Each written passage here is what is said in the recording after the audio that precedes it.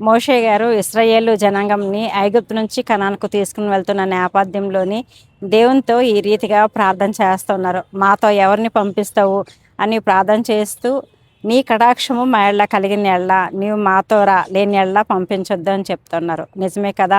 ఎవరైనా మనతో మన యొక్క జీవిత ప్రయాణంలో వచ్చినప్పుడు వాళ్ళు అన్నీ చేయగలరు, లేకపోతే అన్నీ చేయలేకపోవచ్చు, లేకపోతే అన్ని చోట్లకి రాలేకపోవచ్చు, లేకపోతే వాళ్ళు కూడాను ఏవైనా ఇబ్బందులు పడవచ్చేమో. కాబట్టి దేవుణ్ణే తనతో రమ్మని ప్రార్థన చేస్తున్నారు మోషే గారు. కాబట్టి దేవుడు ఈ రీతిగా సమాధానం చెప్తున్నారు. నిర్గమకాండము 33వ అధ్యాయము 14వ వచనం మనం చూసిన ఎడల, నా సన్నిధి నీకు తోడుగా వచ్చును అని తెలియచేస్తున్నారు. దేవుని యొక్క సన్నిధి మన యొక్క జీవితాల్లో ఎక్కడ, ఎప్పుడు, ఎటువంటి ప్రభావితం చేస్తుంది, ఏ రీతిగా దోహదపడుతుంది, కొన్ని విషయాలు మనం ధ్యానం చేద్దామండి.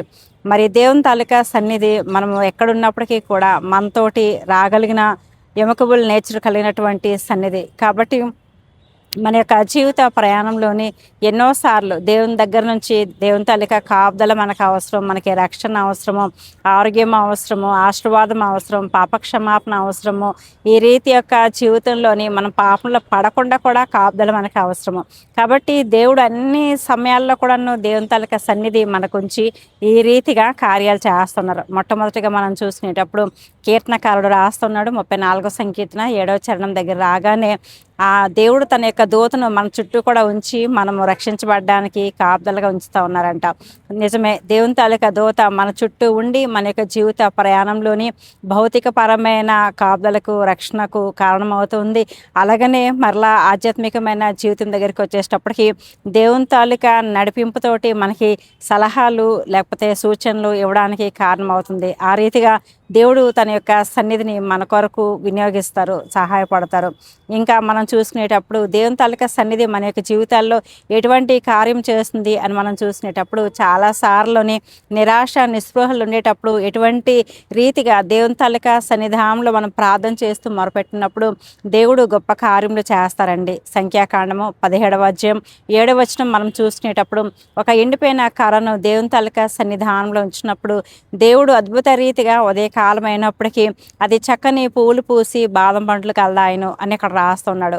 అంటే చాలాసార్లు అసాధారణమైన పరిస్థితులు లేకపోతే అసాధ్యంలో అనుకున్న పరిస్థితుల్లోనే, నిరాశ నిస్పృహలు అనుకునే సమయంలోని ఏం చేయాలో ఎలా చేయాలో మనకి దిక్కుతోచినటువంటి పరిస్థితిలో దేవుడు మన యొక్క జీవితంలోని దేవుని తాలూకా సన్నిధి మనకి తోడుగా ఉంచి ఒక రైట్ వేలో గైడ్ చేయడానికి, మంచి ఫలం పొందుకోవడానికి సహాయం చేస్తున్నారు.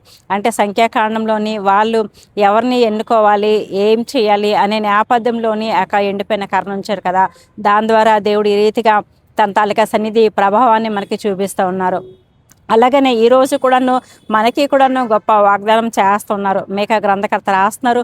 మేకా గ్రంథము 7వ అధ్యాయం 15వ వచనం మనం చూసుకునేటప్పుడు, ఐగుప్తులో నుండి ఇది తీసుకుని వచ్చినప్పుడు ఏ రీతిగా అయితే అద్భుతములు కనపరచనో అదే రీతిగా అద్భుతములు చేస్తానని చెప్తున్నారు. జీవిత ప్రయాణంలోని అనువనువున అడుగడుగున మనకి ఎన్నెన్నో అద్భుత కార్యాలు, ఆశ్చర్య కార్యాలు, స్వస్థత కార్యాలు, దేవుని తాలూకా సహాయము, దేవుని తాలూకా సన్నిధి చాలా అవసరమైంది. అందుకనే కీర్తనకారుడు ఇలాగ రాస్తూ ఉన్నాడు. కీర్తనలు 16వ సంకీర్తన 11వ చరణం మనం చూసినప్పుడు, నీ సన్నిధిని సంపూర్ణ సంతోషం కలదు అని తెలియచేస్తున్నారు. సో పాత నిబంధన కాలంలోని దేవుడు తన తాలూకా సన్నిధిని అనేక రీతిగా, అనేక సార్లు, అనేక సమయాల్లోని, అనేక సందర్భాల్లోని వ్యక్తం చేసుకున్నారు, ప్రత్యక్షపరచుకున్నారు. కొత్త నిబంధన దగ్గరికి వచ్చేటప్పటికి సాక్షాత్తు యేసుప్రభువు వారు ఏ ఇంట్లో ఉంటే ఆ ఇంట్లో సంతోషము, పాపక్షమాపణ, స్వస్థత, అనేక రకములైన రోగం నుంచి విడుదల మనం చూస్తూ ఉన్నాము. అదే దేవుడు ఈరోజు మనతోని, మనలోని ఉండి ఈ యొక్క జీవితకాల ప్రయాణంలోని, ఈ సంవత్సరకాల ప్రయాణంలోని తన యొక్క సన్నిధిని మనకి తోడుగా ఉంచి దినదినము, అనుక్షణము, అనుదినము కూడాను ఎన్నెన్నో మేలులు, ఉపకారాలు చేస్తూ, అద్భుత కార్యాలు చేస్తూ, పాపం నుండి, శాపం నుండి మనల్ని రక్షించడానికి, కాచి కాపాడడానికి, తనతో పాటు నిత్యరాజ్యంలో సంతోషంగా ఉండడానికి, భూమి మీద ఆధ్యాత్మికమైన జీవితంలో కూడా ఎదిగి వదలడానికి సహాయపడతారు. అటువంటి సన్నిధి మీకు తోడుగా ఉండను గాక. God bless you.